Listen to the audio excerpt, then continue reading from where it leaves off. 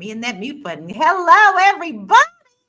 Welcome to Fly Nubian Money, where we help you master your mindset and maximize your money.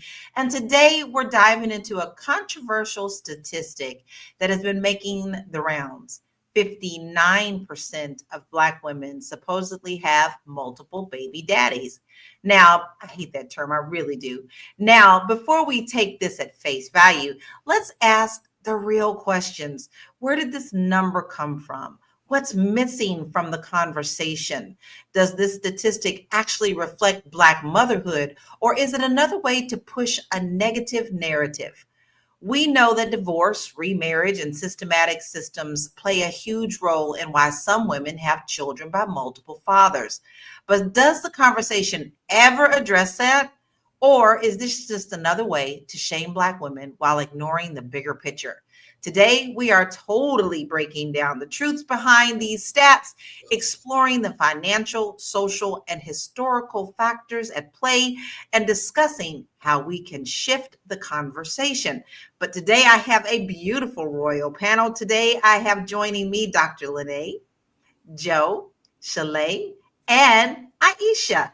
Listen, I want to say these stats before we actually jump into the conversation because I think it's important for you to know where we're coming from on this. So, according to the National Longitude Survey of Youth, 59% of Black women have more than one baby's father, one father. 35% of Hispanic women have more than one father, and 22% of white women have more than one baby's father. Okay, so what ties into this, according to this survey, is relationships, marriage rates, stability, and socioeconomics. But what is driving this is this video that we have found that is going to launch us into this conversation. But before we get to that video, I want to remind you that we don't talk at you. We don't talk at you. We talk with you. So go ahead, put your comments in. We will acknowledge those. Please put in your thoughts about this topic and what you think contributes to these numbers. But right now, let's check the video out. We'll be right back. If you're easily offended, run now. That's your only trigger warning. 58% of American Black women that have children have at least one child by multiple different men. In other words, 58% of Black women have two or more baby daddies. Okay. According to a study that was done by Cassandra Dorius, who is a postdoctorate fellow at the University of Michigan's Institute for Social Research, mothers with multiple fathers for their children are more likely to be underemployed, to have lower incomes, and to be less educated. According to the study, families with multiple fathers are stressed out, with issues often arising about how to consistently raise a child in different households. I got a question. Because I've heard this used about the fact that 59% of Black women that have kids have two or more baby daddies. I've heard this used by the pundits on podcasts. I've heard this used by the manosphere. I've heard this used by a lot of men that want to just bash the out of women. But what I want to know from the men is this. Typically speaking, because I've had conversations with thousands of women at this point, they all say, especially the ones that have multiple children by different men, they say, after my first marriage ended, I became celibate. I said, I'm going to hold out. I'm not going to do this. I'm going to wait to have sex again, that kind of thing. The men they were encountering that were Black men were saying, well, you already somebody's mama. Why I got to wait to get the draws? Why I got to wait to clap the cheeks? Why I got to wait to get the... Before we sit up here and try to damn and condemn women for having more than one child out of wedlock. Now, granted, there are a large percentage, a growing percentage of women that want children without getting married, to which I say, y'all know my opinion on that. I think that's stupid. I think that's stupid. I'm always think that's stupid. But to the men that want to bash women, that try to be celibate afterwards, this still proves to me men have no problem sleeping with and reproducing with women that they supposedly deem the unworthies, the undesirables. Because I thought single mamas I thought they were the untouchables. I thought they were the undesirables. So why is it that women that have children, both in and out of wedlock, with one man already, still get sexual access from these supposed high-value kings of the earth? Like, the math doesn't math to me. And as I investigate this further, I'm really starting to think you could either use this to bash women, or you could use this to say men are so hypersexual in this world today that they don't really give a about no legacy. They don't give a about having multiple children in one household that have been fathered by multiple different men. They don't give a about being statistics. They don't. Because if they did, this number of women that have children by more than one man would be drastically lower than what it currently is. I think my man came with some serious receipts on that, but I want to do a quick quick rapid response question, because you heard the stats. 59% of Black women, 35% of Hispanic women, and 22% of white women have multiple babies' fathers. Were you shocked at this, Dr. Lene? Dr. Lene, did these numbers shock you at all? Yes, they did shock me. All right. The rapid How about response, you, they did Shalay? shock me. How about you, Shalay? Yes, the fact that it's 59%, I didn't expect it to be that high. That number did shock me. Aisha?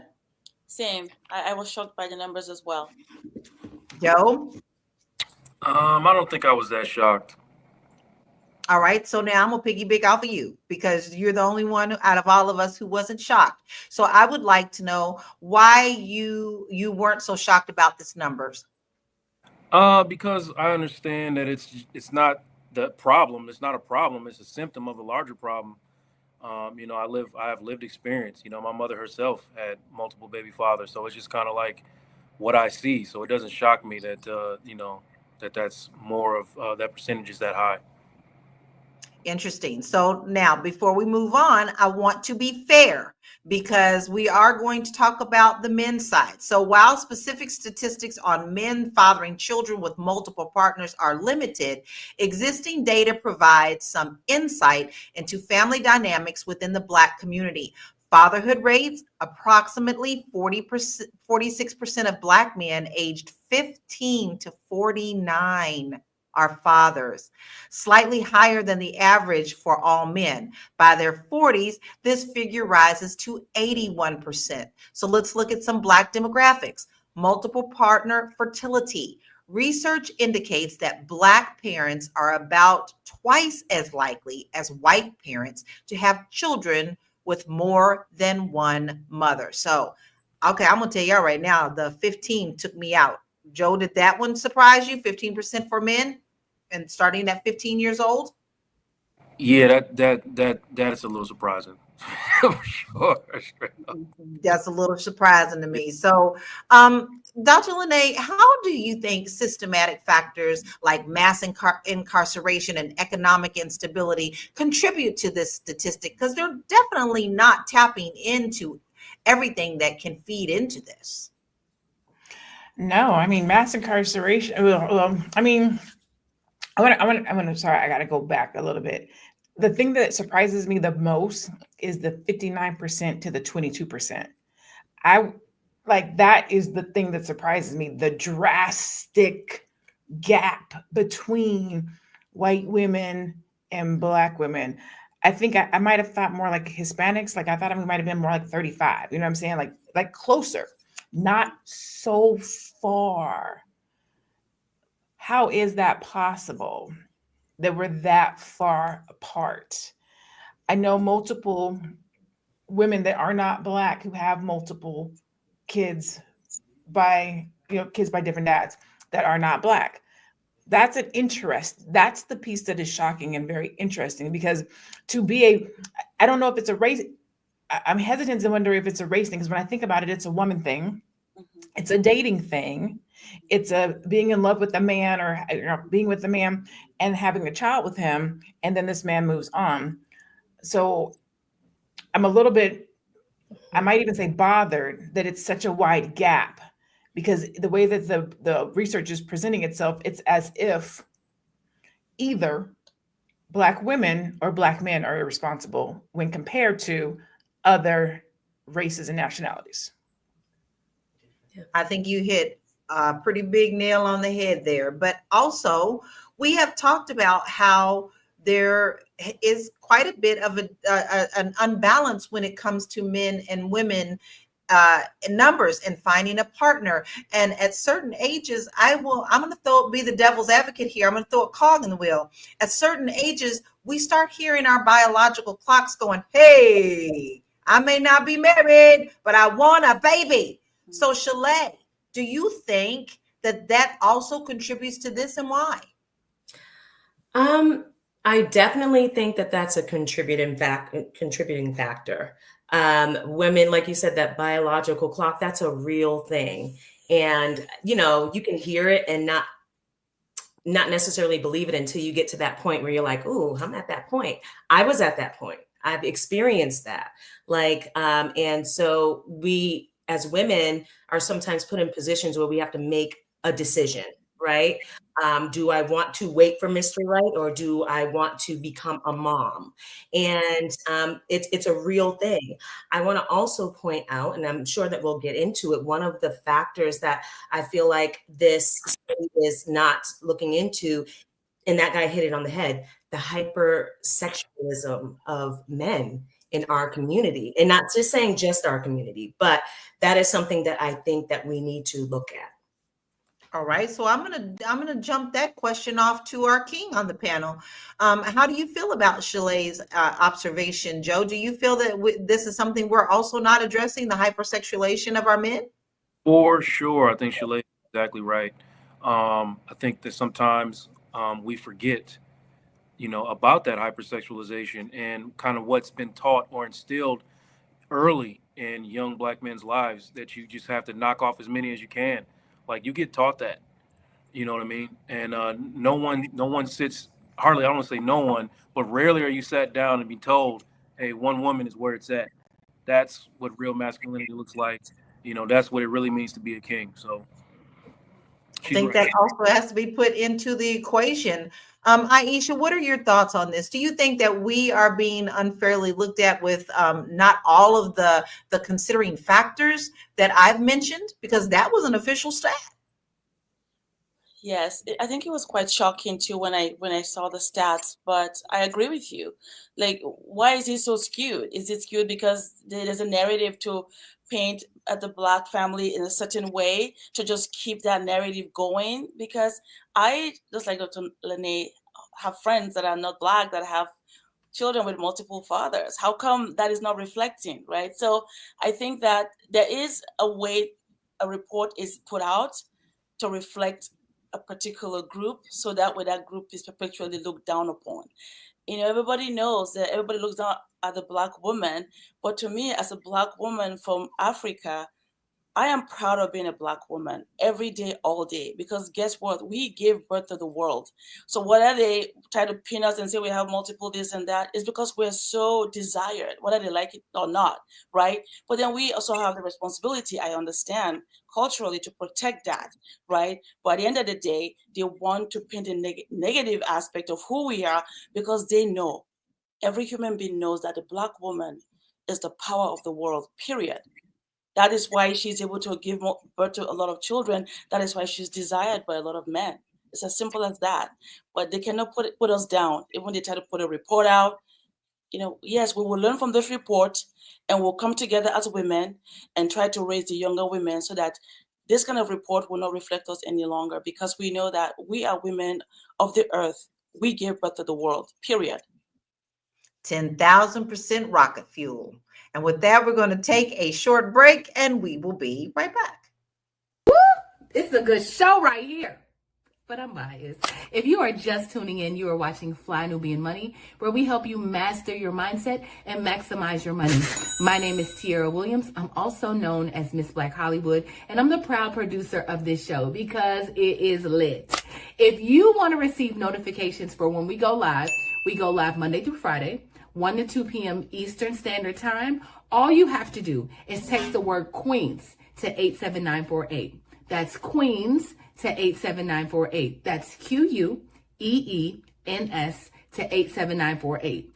Also, if you want to grow your money and not blow your money, all you have to do is go to flynubianmoney.com. There's all kinds of resources, there's courses, there's free giveaways. There's just no reason to be broke in 2025. All you have to do is go to flynubianmoney.com. Obviously, you don't want to be entertained here. You want to know enough to grow. Wait, I need to put that on a shirt. You got to know to grow. Got to know to grow. So know and grow with flynubianmoney.com. Because that's what we do around here. We help you get your financial house in order. So you want to make sure that you go to flynubianmoney.com, get you a starting point. I know a lot of you want to put your heads in the sand. Maybe finances scare you. You don't even know where to begin. You know, sometimes we get in a box. It happens. It's a part of life, but you can get yourself out of that by using the free tools that we have to help you get started on your journey, even if it's just changing your mindset. That is more than gold, is changing your mindset. So make sure you go to flynubianmoney.com. I want to jump back into this conversation because Aisha, you made me think of something that I read earlier today, and my husband and I were laughing about it. There was, of course, all these clickbaits that you have on these social media things because they want engagement, but it said men made houses, men made cars, men made blah, blah, blah, blah, blah. And at the end it said, what have women done? And someone at the bottom said, women made all those men. And so I was like, we both laughed. My husband said, sure did. So, Shalay, I want to address something here. Do we see the same scrutiny toward non-Black women with multiple fathers for their children? Or does it seem like they're just really tapping into our communities? I mean, I can't say that I'm tapped into every single news outlet or blog or anything, but I don't see it. I don't see it as a conversation as a whole, that people are talking about the marriage rates or the birthing rate of white women or even Hispanic women. I just don't see it. I feel like I see it more amongst our community and perpetuating this conversation. I feel like if we wanted to have a simple solution, we could. And I feel like, and y'all forgive me, it starts with the men. A woman cannot get herself pregnant. So we need to really, if we're going to be talking about this, let's dive deeper into it. It also has self-worth and self-esteem, and that instilling of that as a young child for both the girls and the boys has a lot to do with this. And I feel like that's not even being touched on. But also that comes from cultural things and history and how the last generation raised this generation. There's so many layers to this, but I think that we need to start really having conversations with our men about who it is that they want to be and what it is that they want to create and what it is that they want to leave behind as a legacy for the Black community.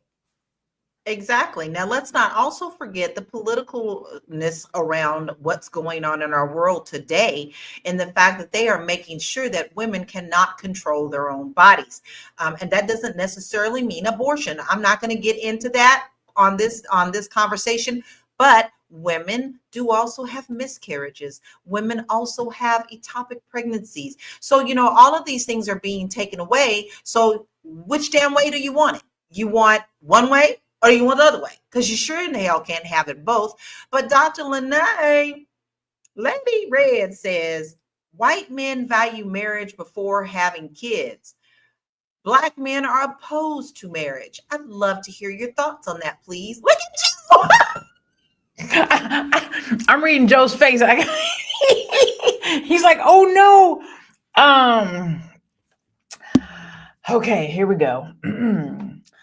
White men, we were talking about hypersexualization. We're talking about that bathroom conversation. We're talking about how young men are taught and what they're learning, right? White men are raised to focus on finding a wife, being married, going to school. Like that's what they see and hear in the household. I don't think it's that Black men oppose marriage. It's just like Joe was saying, it's not the thing that they are brought up. It's not the conversation that they're having. The conversation that they're having is, so your royal oaths, you know, get as many as you can. Don't settle down. Like they're just, their focus is different, but not all of them. Some men will grow up and see their parents be together for 20 years or 30 years and be like, I want that. I want what my parents have. And so I think it goes back to guidance, leadership, mentorship, the example that's being seen, and what type of men are speaking into that young man. Because a man with proper guidance will want marriage. He won't oppose it. But a man who's following after a super freak or somebody who's in the streets, got a lot of women, and that's what this young boy sees, he's going to think that that's the way to go. So I think it goes back to guidance and leadership. Not that Black men are opposed to marriage, but it's not being spoken and cherished and presented properly in adolescence up through the ages, so that it's important. And it is important, and it should be. What you got to say, Joe? I know you got something to say. Listen, I'm getting ready to tap right on into Joe, because that reaction deserves me not moving on. So, Joe, we heard the comment that white men value marriage before having kids and Black men are opposed to marriage. I need you to tap in, Mr. Therapist. Tap in. I don't know where did you go to find that out, Lady Red? I'm just really curious because I know that there are some Black men who are opposed to marriage, but I hang around multiple groups of Black men who are actually locked into marriage or want to be married. Now we're talking about men, right? Right? We're not talking about boys, right? So we have to make sure that we making that distinction. First of all, men, for the most part, from what I understand, from the ones I interact with, from the ones I sit in session with, want to be married. They want to be in a situation that is safe for them, peaceful for them. This is what they want.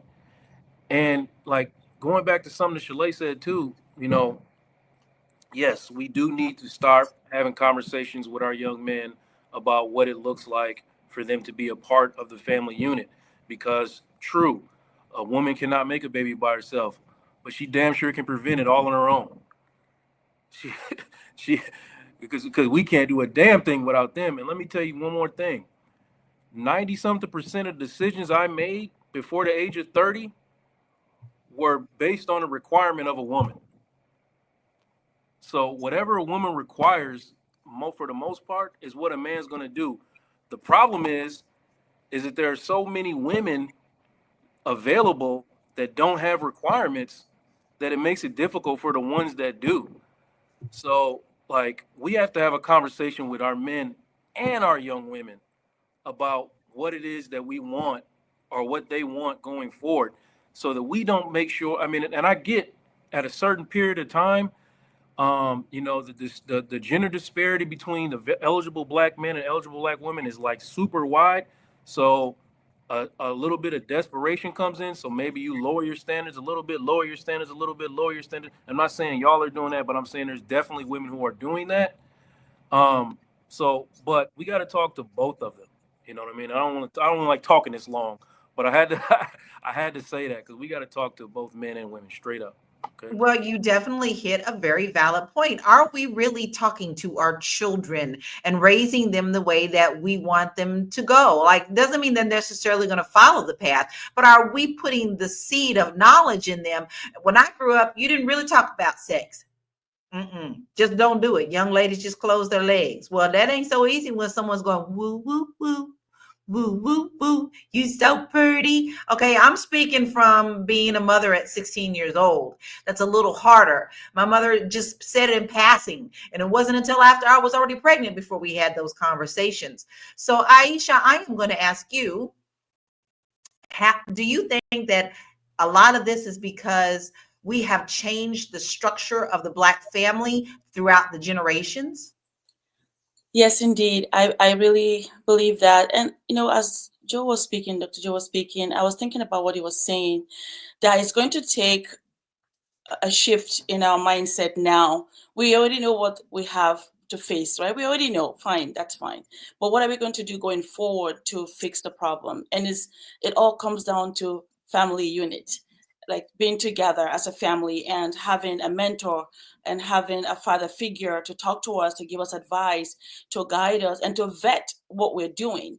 But if we don't have that vetting process as a young person and we make decisions at 15 or 16 without anybody helping us and guiding us and vetting our decision making, we'll keep having the same problem.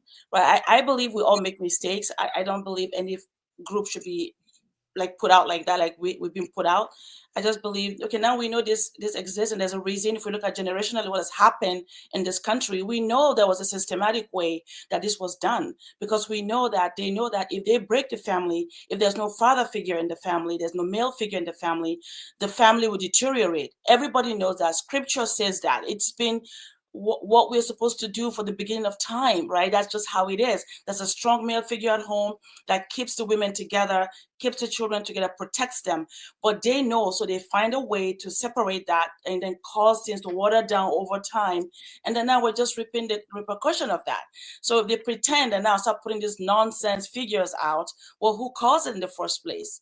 Right? Who caused it? So it's something that sometimes I just laugh about it, because as an immigrant from Africa, where we have a father at home all the time that is always guiding us, I can see that's why it was done specifically to cause something like this to happen eventually. But again, guess what? We're getting wiser now. We'll come back together. You, me, all of us we'll form a group and mentor the young women, like scripture says. Let the older women mentor the young ones and tell them how to live. Let the men also mentor the young men, show them how to live. That's the way we'll fix the problem, right? To me, I don't say that's a problem. It's just an opportunity, because guess what? Whether we like it or not, it happens to every culture, but they know how to pretend and keep it quiet while they put our business out there, because our men are not protecting that narrative. But now we can do that. We can change that. So that's what I think.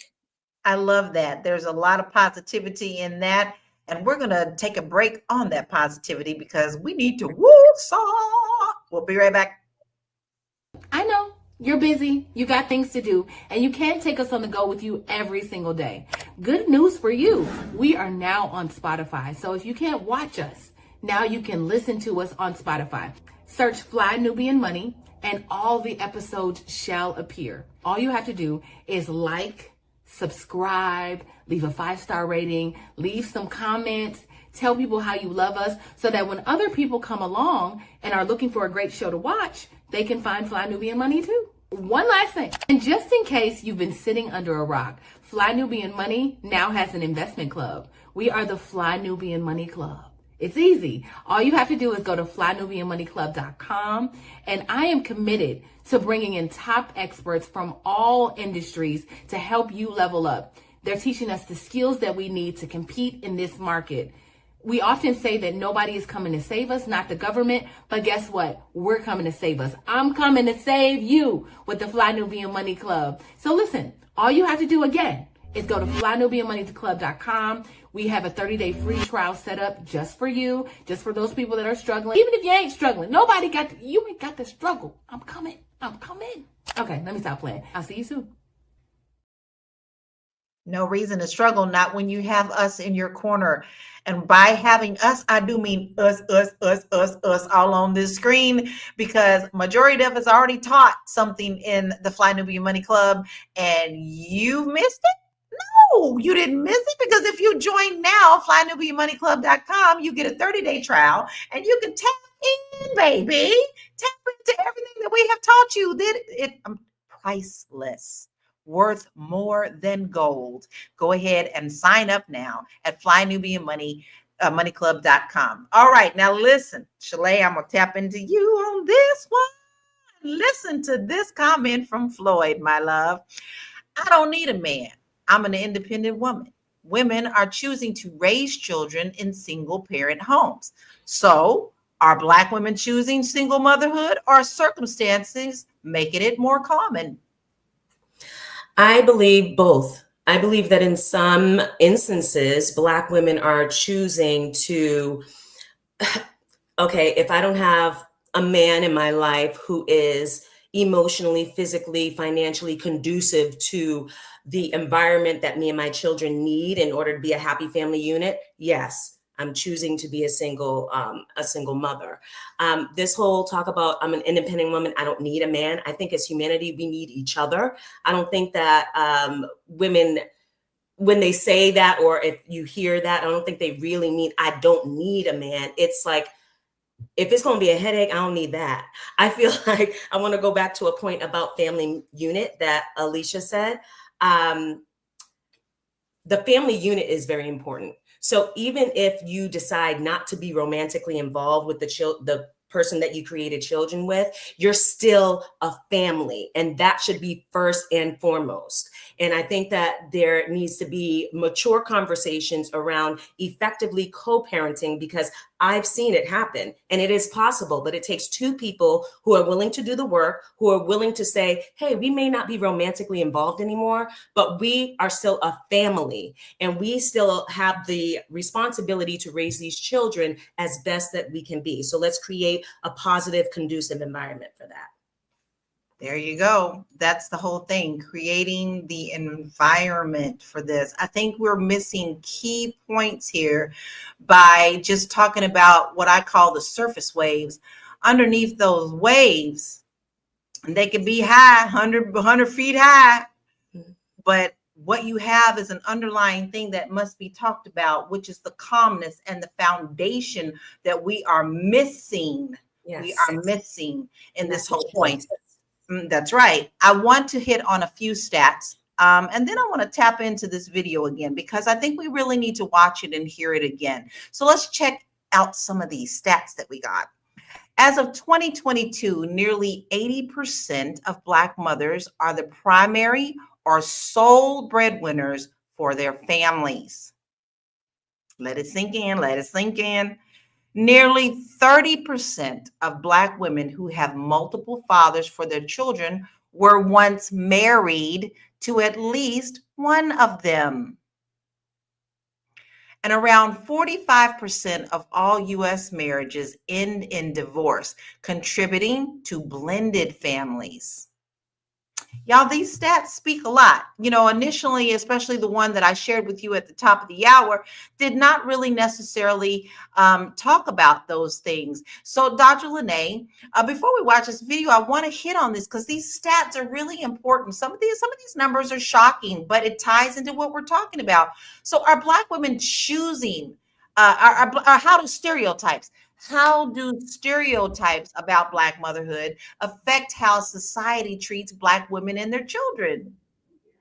How do stereotypes about Black women? I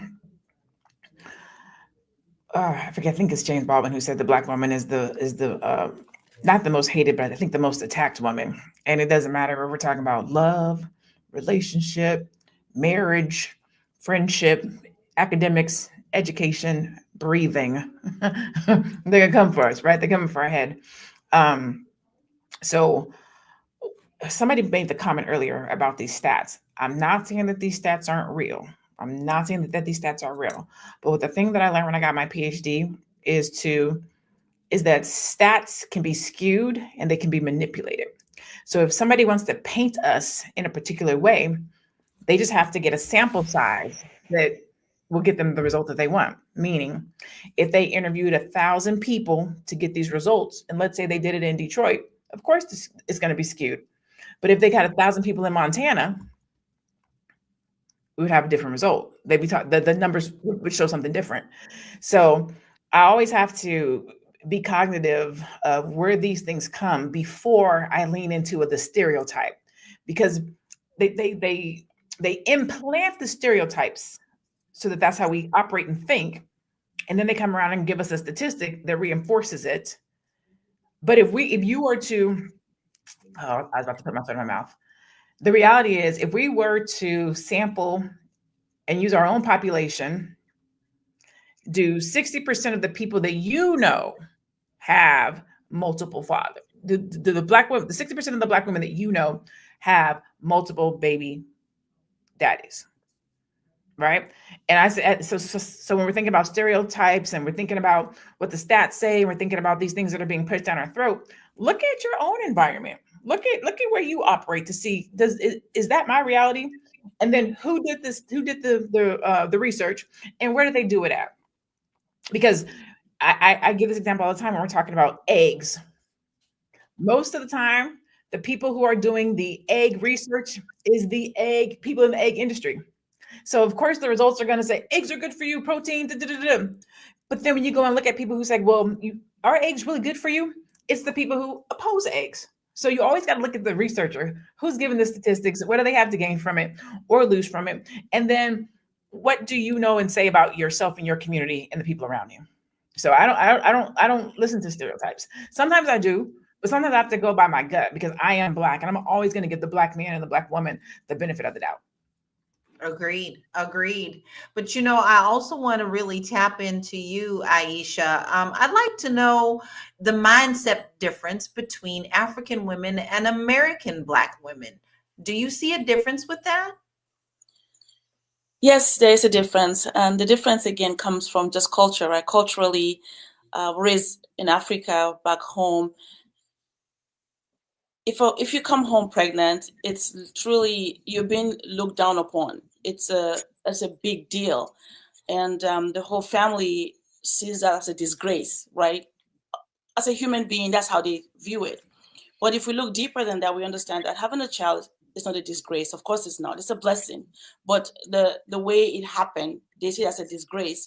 So for that reason, being raised in a place where you are very careful about that. You don't want to be with a man that's not going to marry you. You don't want to be with a man that your family or your brothers have not vetted, because you understand that if you go with this person and something happens, because you don't have that protection around you of your older brother telling you can't go there, or your dad saying, hey, I don't want to see you over there, then the consequences are very dire. It's almost like you've been hidden somewhere not to disgrace the family. So because of that, women, we shy away from being with men that are not our husbands, right? So that kind of protects you in a way, because your father is telling you can't do this, and it's just part of our culture, being raised in a communal way. So it prevents or helps you not to make decisions that will cause you lasting struggles, right?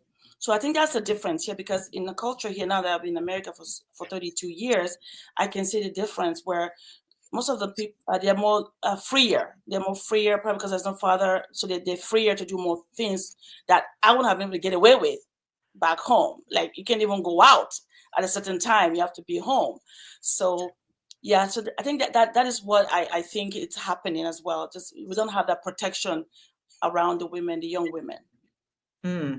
Very, very interesting. So, Shalay, should we be pushing marriage more here in America, or should we focus on stronger co-parenting structures? Because a lot of that high number, people have been married and now they're in blended families. What do you see with that? Are we pushing the wrong things? So I believe that marriage is absolutely beautiful with the right person, with a healthy person. So yes, I don't think that we should be pushing.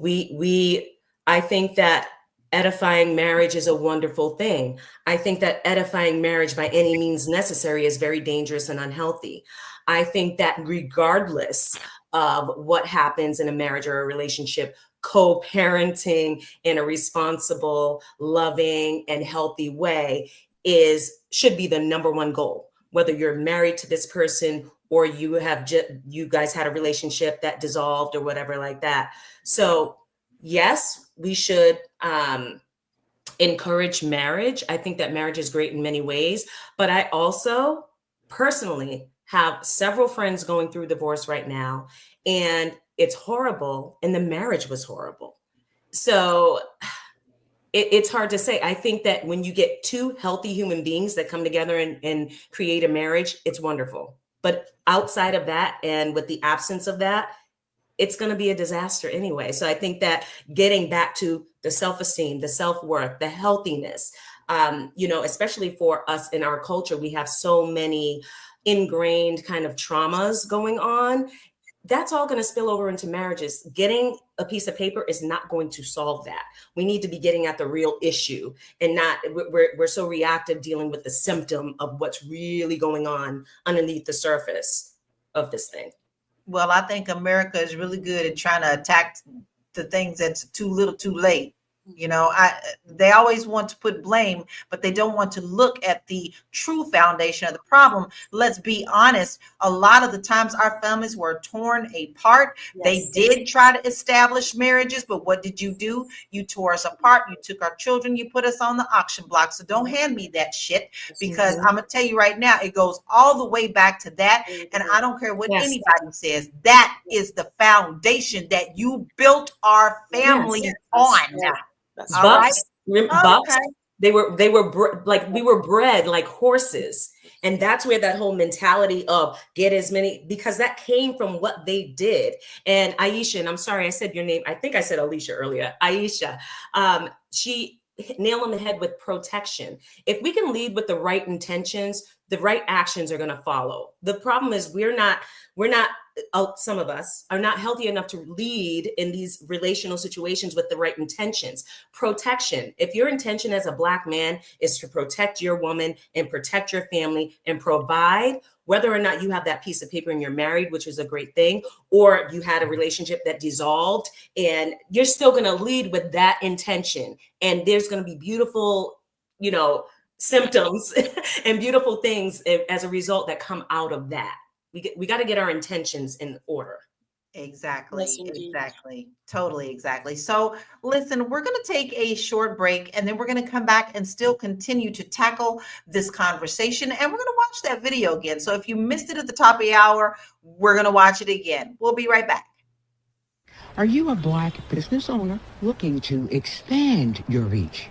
Well, has Fly Nubian Money got good news for you? We are building a Black business directory to connect you with customers who need your services. And here is the best part. It is absolutely free. Email us at info@realvirtual.net. Send us your business name. Tell us a little bit about what you do, what services you offer, your website address, and your contact information. That's it. Together, we are going to build and circulate the Black dollar. Get listed today and start connecting with people who are probably already looking for you. And we know we are looking for you. That is a fact. Now, tomorrow is the 28th of February. It is the last day of the month. There is also a plan to have a blackout. Don't you spend not near nada dollar on nothing outside of our community. We must speak with our 2 trillion spending that we give to these people who are obviously not paying attention to us. So how do we do that? We let them know with our money and our spending power. How do we do that? We make sure that we work with one another. So if you're looking for a business, you need something, this is what we are putting together for you. So if you're interested in the directory, please email us at info@realvirtual.net. And also, if you want to put your business in there, you got to be thorough. Don't just be sending an email talking about, I want to be in it. No, we need your name, your email, your telephone number, your website, and tell us a little bit about you, because we want to know who we can serve you to. People are looking for you. Don't just assume, say, hey, I'm here. This is what I do. I'm a witness for the prosecution. So you want to make sure that you do that today, because we are powerful with our spending dollars. Now let's check this video out again. We'll be right back. If you're easily offended, run now. That's your only trigger warning. 58% of American Black women that have children have at least one child by multiple different men. In other words, 58% of Black women have 2 or more baby daddies. According to a study that was done by Cassandra Dorius, who was a postdoctorate fellow at the University of Michigan's Institute for Social Research, mothers with multiple fathers for their children are more likely to be underemployed, to have lower incomes, and to be less educated. According to the study, families with multiple fathers are stressed out, with issues often arising about how to consistently raise a child in different households. I got a question, because I've heard this used about the fact that 59% of Black women that have kids have 2 or more baby daddies. I've heard this used by the pundits on podcasts. I've heard this used by the manosphere. I've heard this used by a lot of men that want to just bash the out of women. But what I want to know from the men is this. Typically speaking, because I've had conversations with thousands of women at this point, they all say, especially the ones that have multiple children by different men, they say, after my first marriage ended, I became celibate. I said, I'm going to hold out. I'm not going to do this. I'm going to wait to have sex again, that kind of thing. The men they were encountering that were Black men were saying, well, you already somebody's mama. Why I got to wait to get the draws? Why I got to wait to clap the cheeks? Why I got to wait to get the... And before we sit up here and try to damn and condemn women for having more than one child out of wedlock. Now, granted, there are a large percentage, a growing percentage of women that want children without getting married, to which I say, y'all know my opinion on that. I think that's stupid. I think that's stupid. I'm always think that's stupid. But to the men that want to bash women, that try to be celibate afterwards, this still proves to me men have no problem sleeping with and reproducing with women that they supposedly deem the unworthies, the undesirables, because I thought single mamas I thought they were the untouchables. I thought they were the undesirables. So why is it that women that have children, both in and out of wedlock, with one man already, still get sexual access from these supposed high value kings of the earth? Like, the math doesn't math to me. And as I investigate this further, I'm really starting to think you could either use this to bash women, or you could use this to say men are so hypersexual in this world today that they don't really give a about no legacy. They don't give a about having multiple children in one household that have been fathered by multiple different men. They don't give a about being statistics. They don't. Because if they did, this number of women that have children by more than one man would be drastically lower than what it currently is. So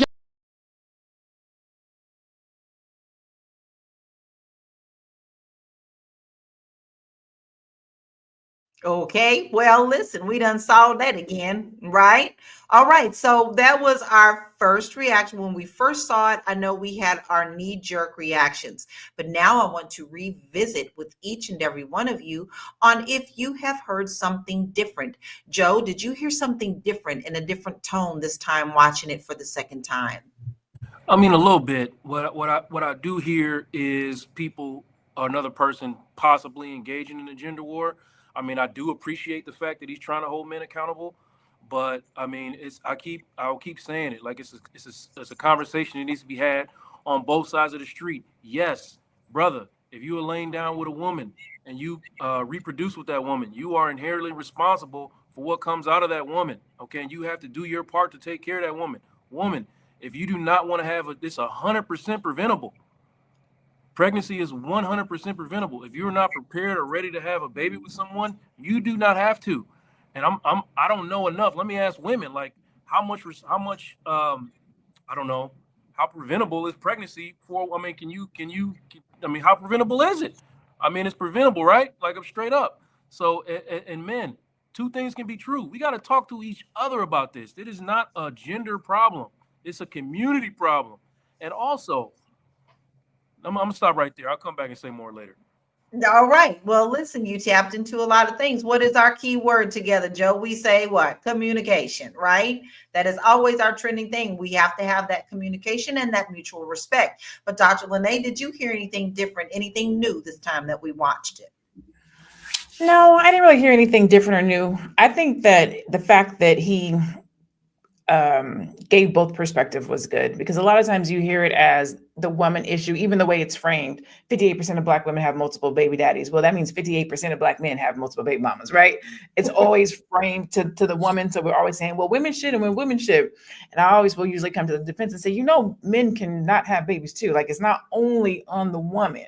A lot of times we push that narrative. Well, if she didn't want to have babies, well, if she didn't want to have babies, well, if he didn't want to have babies, like, it's two people. It takes two people to lay down and have a baby. It's not only the woman's responsibility. It is not only the man. Like, both parties have a role to play. And I think he did a good job of making sure to keep it fair and balanced, but also, tapping the brothers on the shoulder and say it goes both ways. It's not just one narrative. I agree. And I do love how he pointed that out. How about you, Shalay? Did you hear a different perspective this time? I actually did. Something else stood out to me about when he was saying that the women who are in the first marriages and decided to be celibate, and now they're getting this pushback from the men. And I want to actually ask Joe, because I know earlier Joe had said that the men that he's sitting with, they're looking for marriage or after marriage. My question is it after their period of doing the hoe phase? Like, at what point are these men now ready for marriage? Is it like in their 40s and 50s when they done already had about 3 or 4 babies with about 2 or 3 different women? Like, what are you seeing in your practice with the men that you're? I don't think the hoe phase is like the marker, like, because there are men who go through hoe phases and then get to that point. There are men who never had a hoe phase and they get to that point. I think that it takes a lot of time for Black men to develop, and rightfully so, in the environments that we come from, in the nature of this country. It's just not happening the way that we need it to happen. And it might not happen that way in our lifetime. You know what I mean? Like, and the same for Black women. You will never, and if anybody hearing the sound of my voice, in your lifetime, you will never get the payback this country owes you. Okay? You will never get it. So to answer your question directly, it's more about getting to a certain point emotionally that makes you understand when you want to start, like, being serious about women. Is it typically when they're the men that you're meeting with? What's the age range that you're typically seeing that they're like at that point where they're like, okay, I'm serious about marriage? Exceptional, probably like in the mid 30s, but typically in the early 40s. Okay. I Unfortunately, think that has a lot to do with this women peaking at a certain time, men peaking at a certain time. Am I wrong, Joe? no, you're not wrong. You're not wrong. Like women also like have to reach an emotional maturity to get to a point where we've talked about it before, where those red flags don't look like six flags anymore. You know what I mean? Like, so Gotcha. hey, I don't want this for myself. Like women have to get to a point where I don't want this for myself. And honestly, I'm not sure I ever did. They have to arrive at that point too. Exactly. Now, I didn't get to hit with you, Aisha. Did you see something different or hear something different this time around on that second time of watching the video? I did, and what I actually saw in the video is I felt actually sad that how is it that everyone picks on the Black woman, even the men will do the same, and our own men will pick on us, right? So that is what I heard him again say the second time. It's almost like the Black woman is singled out, on all fronts. Everybody has given the statistics. Also, our men get the statistics and saying, "Oh, I don't want to be the father of your multiple children," right? Then who is going to be? Who is willing to stand up and just love these babies? Who? So that was what I got. That's a very good question. And listen, we always like to hear what you have to say too. So go ahead and put your comments in so that we can see what you see. Did you see something different the second time around? But listen, we have a couple of more stats I want to address because these are important as well. So let's look at a couple of things that that we definitely see happening. Black women have the highest rates of college enrollment, yet are still paid less than white women. Black women are the fastest growing group of entrepreneurs, yet many are still sole providers in their households. And Black families have a median household wealth of just $24,100 compared to, hold your wigs, to $188,200 for white families. I get blown a freaking way every time I see that. It boggles my freaking mind. It really does. It really, really does. So, Dr. Lene, what can we do to support single mothers instead of shaming them? Because to me, these stats that we've all heard today, they didn't take into account a whole lot of things, but it did take into account to make it look like our community is the worst. I don't agree with those numbers. Like, I just can't see how somebody's living off of $24,000. Again, skewed statistics. I mean, because that number comes up whether we're talking about Black families or we're talking about entrepreneurs. Have you ever noticed that is the exact same number? That when people talk about the number that the average income for a Black entrepreneur versus somebody else, it's the same $24,000. You ever pay attention to that? It's crazy. Mm-hmm. But what can we do to support Black women? That's such a loaded question. I think the support it varies depending on the goals of the woman. So for me, when I was going to school and my mom would help me, she would meet me at my son's school and pick him up, and she'd meet me at my school, take my son for the night so I can go to school, so I can get my education, so that I can be who I am. But then when I became an entrepreneur, I had to let my son go to his dad's house for a year so that I can focus on my business. So that was how somebody could support me as a single mom, but everybody's situation is going to be different. So I think that the support is in showing up and being what that single mom needs to get to the goal that she is trying to accomplish, whatever that might be. For somebody, it might be, I'm looking for a husband, but I have a child and I can't get out and date. Well, watch the kid, right? The goal is going to be different for everybody. And I think that the support is literally that support. How can I help you? What do you need? Is it access? Is it information? Is it knowledge? Is it financial support? Is it babysitting? Like, what is the support? I think that when you start talking about those quote unquote stereotypes, not just in the single mom, but the Black woman in general, being the strong woman, we don't ask for help. And then sometimes we're not, I'm not going to say wise enough, but our pride won't let us say we need help. I think that is a huge point that we haven't even addressed. But Shalay, that 81% Black woman being the sole breadwinner, that is also a very high stat. So what are your thoughts on that? That is a very high stat, and it's so, my thoughts, it's so unfair. And this goes back to what I was saying about it does not matter about the trajectory of your romantic relationship with a woman after you've had a child with her. It is absolutely unfair for Black women to be shouldering the vast majority of the financial responsibility of these children and then expected to show up in love, expected to show up, go to work, pick up the kids from school, like expected to be emotionally available. She has nothing left for herself. And my mom was a single mother of four, one father. They were married, they were divorced, and he, did not do what he needed to do to support that family the way he should have. And it's just unfair. That's my thought of it. It should never be. I didn't even know it was that high, 81%. But as Dr. Lene said, like, you look around in your population, I see how that's true. Agree. And I also am in total agreement with Dr. Lene because I have done a lot of studying as well. Polls will be able to skew anything that they want you to see. They don't necessarily, who are they polling? Okay, like who's your pool of poll? Because that has a whole lot to do with how these numbers come out. It's done for a reason. It's done to get things done when people want them to be done a certain way.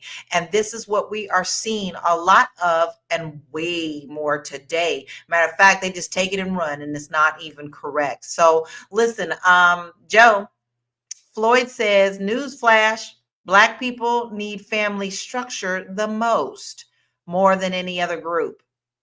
Okay. Agree or disagree? I agree. And before I start address that, Floyd, brother, go to Instagram, type in Miss Black Hollywood, get in them DMs and shoot your shot. Okay. I want you to do that. She out in LA with you, bro. All right. Now let me tell you why he's right. Okay. Really quickly. We know somebody that is either lived through the civil rights movement or is a generation away from it, right? We know somebody that's one or two generations away from slavery.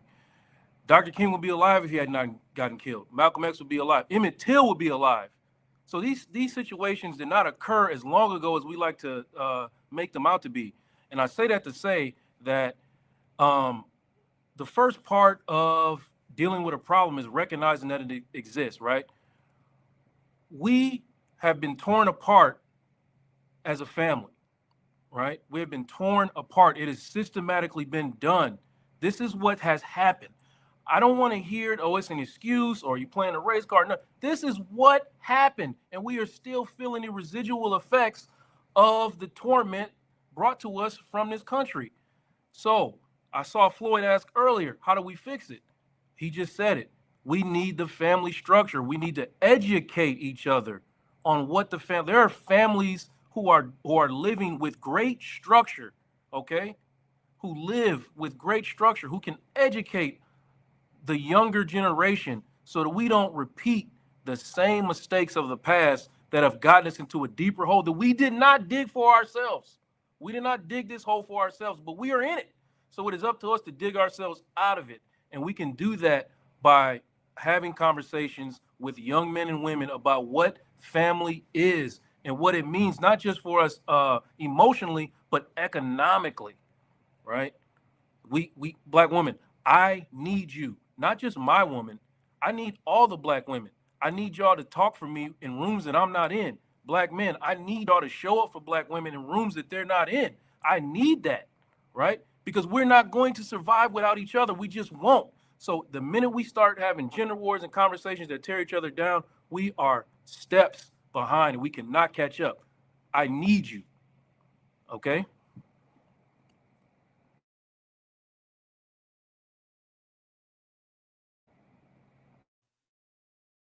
Why are you fighting me? Listen, I got something good to say. Listen, he tapped in to some money points. And I have to tap into Alicia for that because she is our financial person on here. So, Aisha, does the stigma around single motherhood affect Black women's ability to build wealth? Oh yes, it does. Absolutely. And that's something that, how can you fix that when a mother has multiple children? She has to put them through school. She has to pay for, their clothing, just their upkeep. It's not cheap, and she's doing it all by herself. She won't even think about her retirement. She won't even think about what if something happens to me. It's just doesn't happen. And when I say with a client that is a female that has children, and I look at her financial situation, I feel sad because where do you pull from? Where do you pull from? She needs to take care of her children now. She can't wait. So the best thing to do for her is to support her and give her other ways how she can perhaps maybe make more income. But at the end of the day, it's the community. It does take a village. Nobody can do it alone. We can raise a family by ourselves. We cannot do it, right? Sometimes too, she has to pay for childcare. Imagine if there was a village around her. She doesn't have to pay for that. The kids can go with the other family so she can go to work or to go to school. So all these things matter. So really, at the end of the day, like Dr. Joe was saying, we need the community, we need each other, we need the men, we need the women. There's no one or the other. It's a matter of coming together as a unit. No matter, it doesn't have to be from the same blood, but because we have the same value and we care about each other, we say, okay, we have to fix a problem that we see. How can we come together so that we can now save money? This single mother can save money. She can go to work and not have to worry about her children. She can have time to take a break without have to worry about paying someone to take care of her children for her. Just small things like that can help her. Otherwise, they'll end up having the same circle of poverty because there's no way to save money. How else are you going to save money? Exactly. And I am a witness to that. I shared with you I was a mother at 16. All right. I had my son at 16, turned 17 the next month. If it wasn't for my village, baby, when I told my aunties and uncles that I was pregnant, yes, they were disappointed. However, they once told me, baby, you ain't the first, and baby, you ain't the last, and you ain't finished with school. So I'm going to take the baby on Monday. I'm taking the baby on Tuesday. You're going to get the rest of your education. And they helped me get through it and helped me to really get the education that I needed to raise my son proper. So when I say that I was raised by a village, I mean I was raised by a village. Now listen, with that being talked about, we're talking about the financial aspects of it. Listen, we here have something really important to you that will tie into your finances too. Are you a business owner? Are you looking to start something new? Because baby, the things that you had before that government job ain't as stable as you thought it would be. You want to make sure that you get yourself tapped in. And we are doing something unique with the Fly Nubian Money Club. And this next speaker is Marlo Layson. Our beautiful Marlo Layson is going to teach you how to brand yourself, how to get yourself seen on social media, and get you all around the hype that people keep saying, you got to do this and you got to do that. No, she's going to get you in order. So our next class is March 8th at 11 a.m. Eastern Standard Time, and you do not want to miss it. We've already told you that we've had multiple classes since the beginning of the year. And guess what? This weekend is the 1st of March. So you've had Dr. Lene, okay? You've had moi. You've had Athena. You've had Vanessa Gopal. You have had Constance Carter. Listen, get on in. So increase your sales, traffic, and profit with data-driven SEO. That right there, y'all. That is the key. The SEO strategies. You don't want to miss it. Marlo is going to be teaching it March 8th, 11 a.m. to 1 p.m. Eastern Standard Time. FlyNubianMoneyClub.com. Boy, did we have some conversation today, and I feel like we still could go on and on and on. But what does Erica say? Yeah, Erica Badu. But don't get me in there froze. We're going to go ahead and start with final thoughts. Dr. Lene, what's your final thoughts, and where can we find you? I'm sorry, it broke up. Did you say Chalet? Dr. Lene. Oh, okay. Okay, yeah, it broke up for me too. I didn't hear it either. Problem. So my final thought is I've been hanging on to this comment since 11:28, so for 30 minutes. From Moments with LJ, we have to start where we are. The past can't be changed. It changes right now with each of us determined to make that change. Literally, that was my final thought. We talk a lot about the past, and we have to talk about the past because we have to understand how we got here, right? We have to know that it wasn't us per se, right? This was intentionally done to us. This was strategic. This is white supremacy at work. We know that this is slavery. Those things are the truth, right? But this is where we are today. So what do we do going forward? We talked about some different solutions, being better leaders, being better mentors, creating a family structure, speaking into the youth. I think it all comes back to communication. Talk about what's happening. Talk about your experience. Talk about what you wish you could do differently. Find somebody who's going through something that you remember or you saw yourself going through, or if you see somebody starting to veer off the path and go down this path, talk to them. Like each one teaches one, and this child doesn't have to be yours, or this young person doesn't have to be yours, or this young man or young woman doesn't have to be yours, but they could be your brother, your sister, your niece, your nephew, somebody in the community, and you can literally speak life into them so that they don't have to become a statistic. And I'm talking about it could be a young man or it could be a young woman, but we can literally use our voice, our story, our experiences to help someone behind us, beside us, or that's coming up in front of us. So that would be my thing is let's be a change agents. Let's make it so that we lower these statistics. Let's make it so that other Black people, children, family members, friends, whomever, don't have to keep repeating this cycle of broken families, right? We can change this thing. So I'm Dr. Lene Javette, Brand Your Brilliance coach. I help Black people, Black entrepreneurs to build businesses that brand their brilliance. And you can find me at I am Dr. Lene Javette. Brand your brilliance. And you all got it. You know, we got that Black excellence, young, gifted, and Black, baby. Tap into your brilliance. Make sure you follow Dr. Lene because she has some good stuff for you to help you shine because that's what diamonds do, right? All right, Shalay, what is your final thoughts and where can we find you? Yeah, so my final thought is we know the facts, right? I'm not even talking about those stats, but we just know, we as a community know the facts of our community. And we each have the power to change the reality and to create a new reality. And all we have to do is just change our minds. And all we have to do is download new software and say, I don't want to operate on the old operating system. I want to operate on a new operating system. And we all have the power to make that decision right here, right now, today. So that's my final thought. We have the power to change the reality. We know the facts, but we don't have to keep living in that. Send women love, send women protection, have empathy, and let's work together with this conversation. Let's keep the conversations going, but in a direction that actually helps our community and help us build and create our legacy. I'm Shalay Camillo. I'm CEO and broker of Vital Source Realty in Boston, Massachusetts, but we can help you move anywhere in the continental US or Canada. Please reach out to me and you can find me on social media at Shalay Camillo, YouTube at Shalay.Camillo, and vitalsourcerealty.com. You heard what she said. I know you're thinking about moving. I know you possibly may be thinking about moving up on out of this country. And if you do, and Canada is on your list, you need to make sure that you follow her and look her up at Vital Source Realty. She does Boston. She does the US. She does Canada. Oh, Canada. All right. So now we're going to move on to you. Aisha, what is your final thoughts and where can we find you?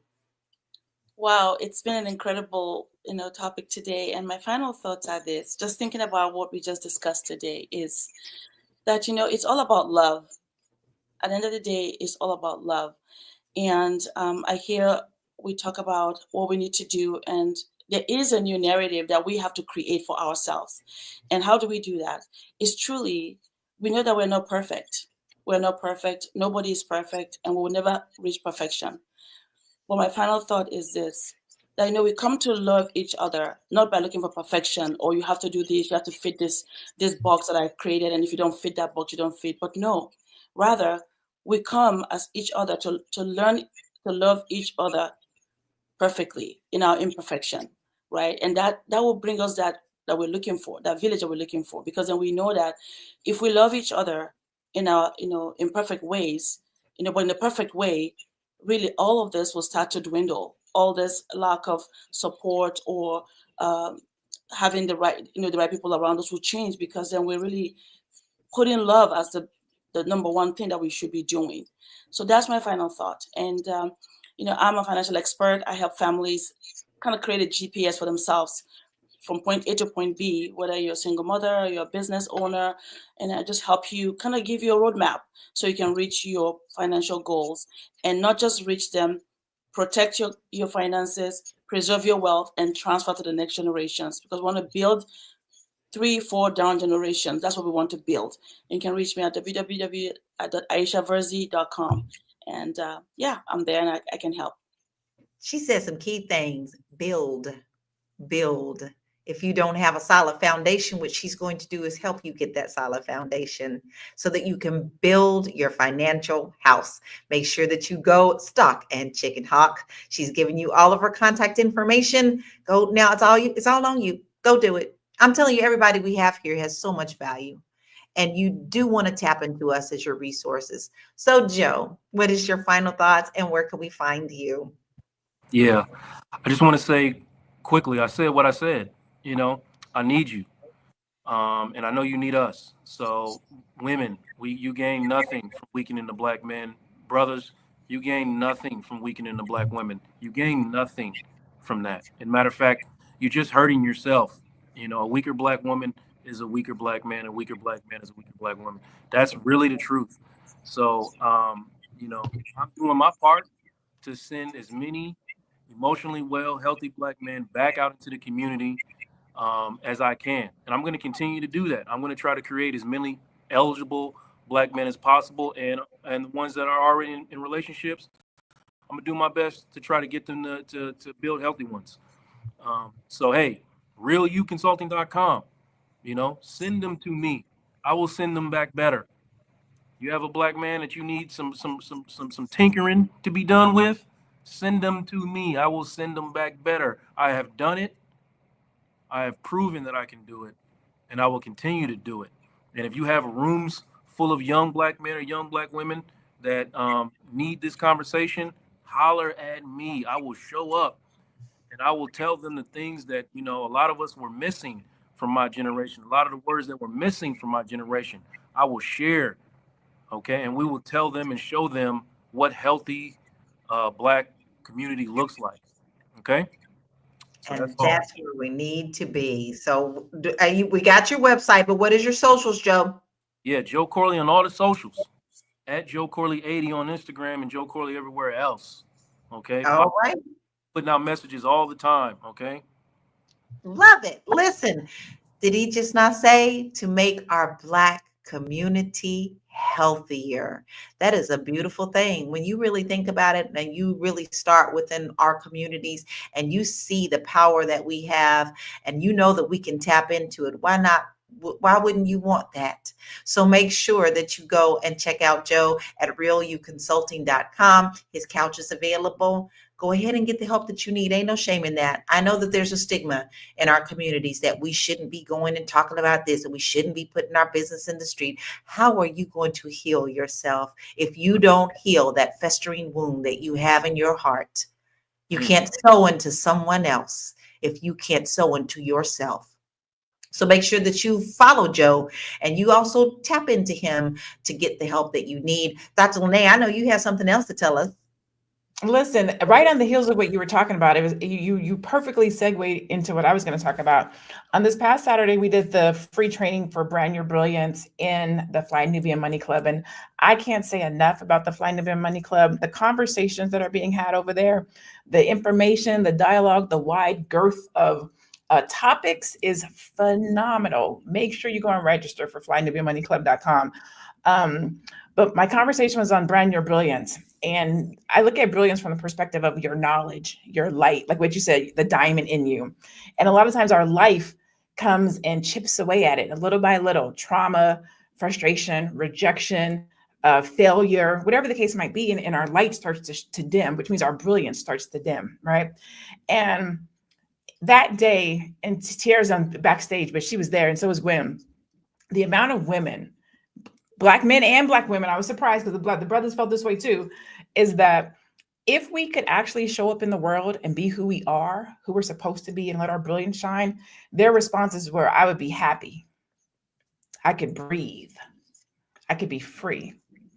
I could find a relationship. My heart broke that we're strong and we're out here and we're mothers and we're doing what we're doing, but we're not whole. We're not complete. We're not letting our brilliance shine. And so I have a class that's called Brilliant AF, because sometimes you got to say it for yourself. I am brilliant AF, right? And so it's only for Fly Nubian right now. I haven't opened to anybody else. It's a beta program. And so I have it at 50% off right now. And so if you are at that session, this is a reminder that you can come and take Brilliant AF. I technically could say this, but I don't like to cuss a lot. Or if you have not seen that presentation, go and join FlyNubianMoneyClub.com. I think it's 30 days for free. Go join the FlyNubianMoneyClub.com. Watch the presentation. At least go and get your brilliance on. If nothing else, go and be a part of that conversation. People were hugging. We were virtual hugging and crying and just being free.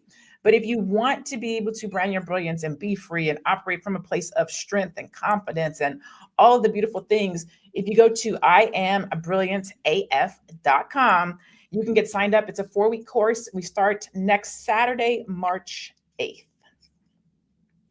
Mark your calendar. She might not want to say it.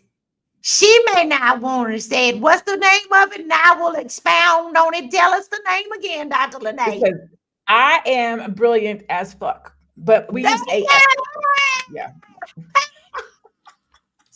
I told them it's similar to, there's this song by Betty White where she's talking about, you know the song, when she said, I went in the home and I played it for my mother, and she said, I know you're not going to sing that song. When I told my mom about it, she was like, you gonna put that in your business? I was like, yes, because sometimes you got to put some stank on it. Somebody who does not know that they are brilliant, somebody who does not know that their life experiences doesn't knock them out, somebody who doesn't know that they can shine bright and speak brightly and that being Black doesn't make you inferior. If you don't know that, you have to say it with your chest and be like, I am brilliant as well. I am. You have to lean into it. And so I didn't put the as, but that's exactly what it means, because you got to step into some of these spaces and know that you deserve to be there. You should be there. You can be happy. You should be able to breathe, right? So don't get them. That's it. Let me stop. If they put their whole chest into telling us what we're not, we can put the whole chest and then some into telling them, yes, I am.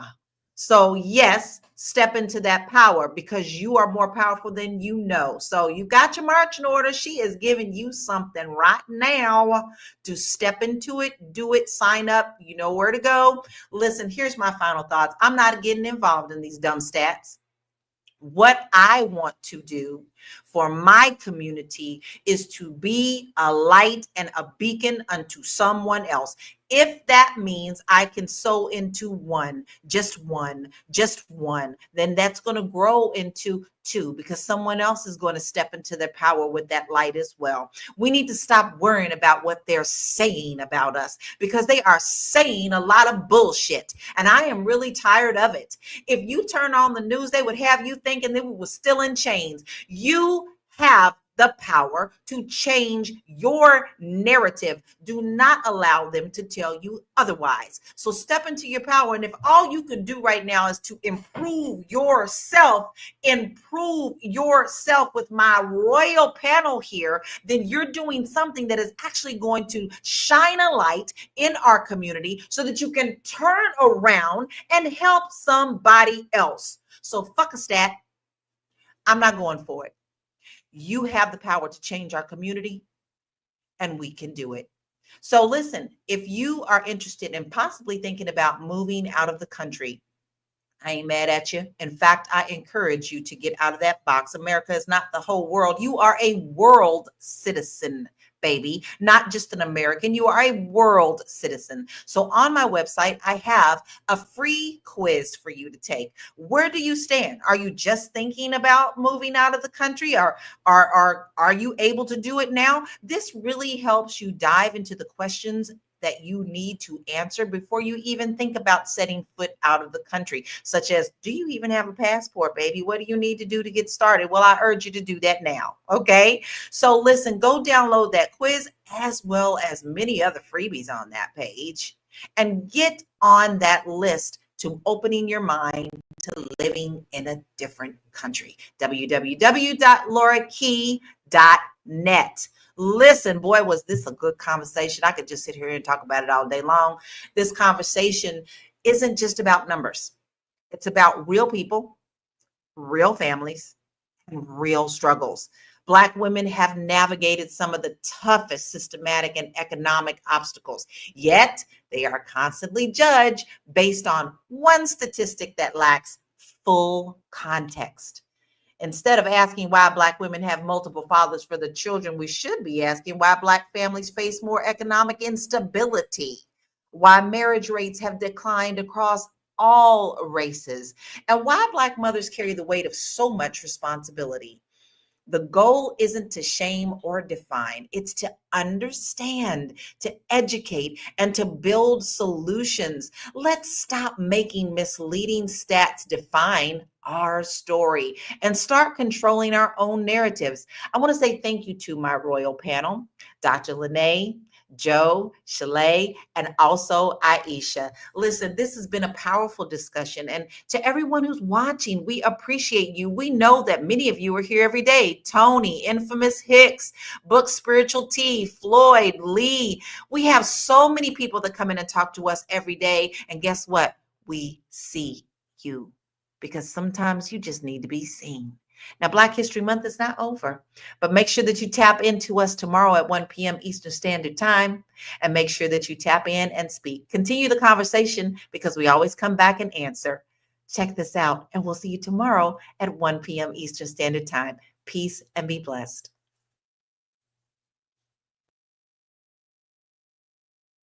You may write me down in history with your bitter, twisted lies.